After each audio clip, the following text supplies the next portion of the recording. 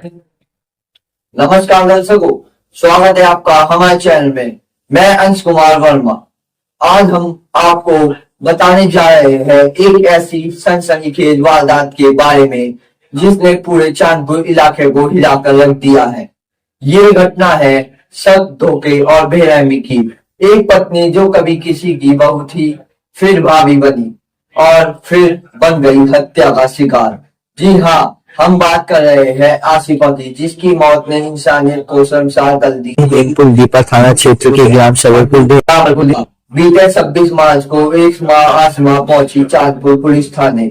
उसने पुलिस को जो तहरीर दी उसमें एक बड़ा राज छुपा था। आसमा ने बताया कि उसकी बेटी आसिफा की शादी 5 साल पहले बास्ता कस्बा निवासी कामिल नामक युवक से हुई थी, लेकिन पिछले 1 साल से ना ही बेटी से बात हुई, ना कोई खबर मिली। आसमा का आरोप था कि कामिल और उसके साथियों ने मिलकर उसकी बेटी को गायब कर दिया है। पुलिस ने इस तहरीर के बाद जब जांच शुरू की तो जो सच सामने आया उसने सभी के होश उड़ा दिए। जांच में सामने आया कि पहले तो आसिफा की शादी कामिल से हुई थी, लेकिन फिर आपसी मनमुटाव और झगड़ों के चलते उसने कामिल से तलाक ले लिया और शादी कर ली कामिल के ही बड़े भाई आदिल से। शुरुआत में सब कुछ ठीक था, लेकिन कुछ ही दिनों में आदिल को अपनी पत्नी पर शक होने लगा। उसे लगने लगा कि आसिफा किसी और से बात करती है और यही शक बन गया खून की वजह। आदिल ने अपने छोटे भाई कामिल और चाची चांदनी के साथ मिलकर एक खौफनाक साजिश रची। 20 नवंबर 2023 के आसपास यानी 20 से 25 तारीख के बीच तीनों ने मिलकर आसिफा की गला घोंटकर हत्या कर दी और फिर सबको कूड़े के ढेर में के पास हलोपुरा जाने वाला रास्ते पर 3 से 4 फीट गहरे गड्ढे में दफना दिया। पुलिस ने जब आदिल और कामिल को हिरासत में लेकर सख्ती से पूछताछ की तो उन्होंने अपना जुर्म कबूल कर दिया।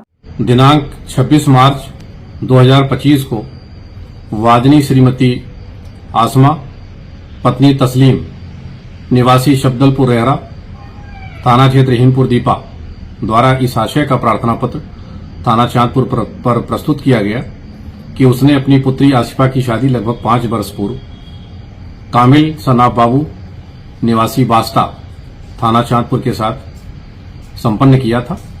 पिछले 1 वर्ष से उसकी अपनी पुत्री आसिफा से बातचीत और मुलाकात नहीं हो पा रही है। उसको इस बात की आशंका है कि आसिफा के पति और उसके ससुराली जनों द्वारा उसको कहीं गुम कर दिया गया है।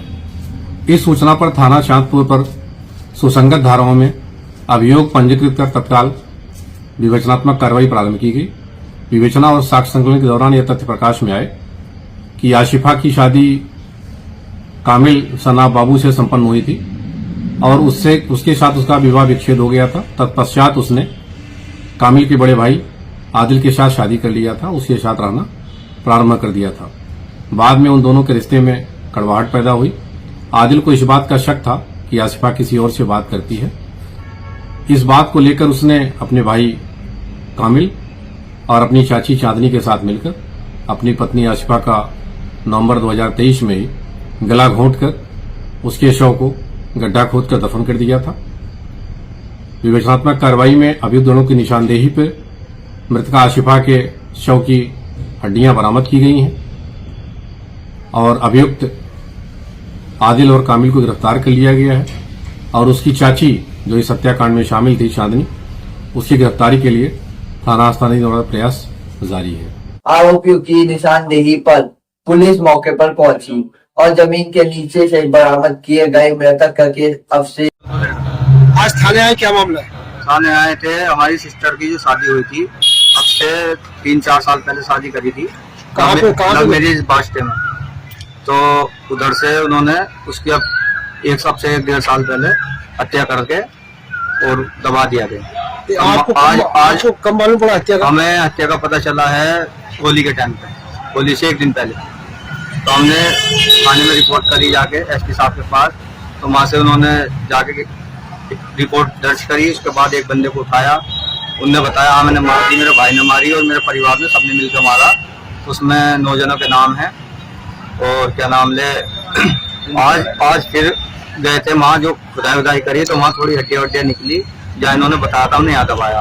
अब वो जो है कोतवाल साहब ने कह दिया है, अभी ये खुद पक्का नहीं पता ये हड्डियाँ इंसान की है जानवर की है। ये जब वो हो जाएगी जांच होगी उसके बाद पता चलेगा ये किसकी हड्डी है। अभी हम 3 जनों को जेल भेज रहे हैं, जिसमें एक का नाम आदिल है, एक का कामिल और एक का क्या नाम है चांदनी, एक का नाम चांदनी। उन 3 जनों की शादी किसके साथ हुई थी? शादी हुई थी कामिल के साथ।